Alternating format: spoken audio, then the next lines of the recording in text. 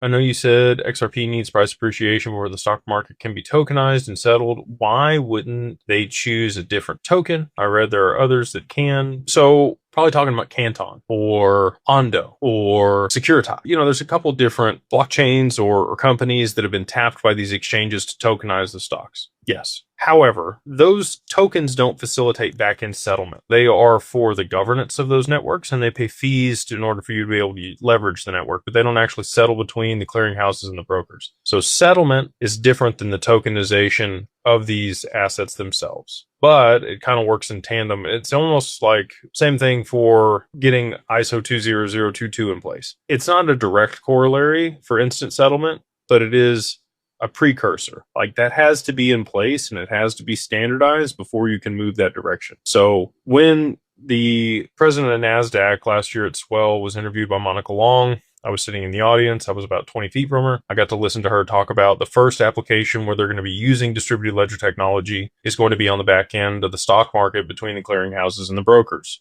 through the DTCC. Many people have misconstrued the DTCC investing in Canton with them like absolutely using Canton. And they may use Canton for tokenization of stocks, but the settlement component is going to be through Project Ion. Project Ion was finalized between the DTCC and R3 back in 2022, August of that year. It's the longest standing piece of anything that the DTCC has built or trialed for settlement of the back end of the stock market. The primary settlement mechanism for R3 is, you guessed it, XRP. So if there is enough liquidity in XRP and regulatory clarity, that's what they're going to use. People have said that they're going to use XDC. They could. Maybe it's Solana, right? R3 is also partnered with Solana at this point. Do you think that they're going to use a network that's ever gone down in the past? They don't have a tolerance for that, especially if this is going to run 24/7, 365. They need something that's been trialed for, 13 or 14 years that's never been down, not one time. I can only think of one network that fits that bill. So why would they use something else? They wouldn't. This is the only option that's viable under the current circumstances and for the constraints that are required in order to be able to operate that at scale. So the only solution is they have to drive enough liquidity into that token to then sit in that position as the intermediary on the back end between the clearinghouses and the brokers to be able to settle those transactions real time. And they're going to use Project Ion, and its primary settlement mechanism is going to be XRP. And again, that's my thesis on it.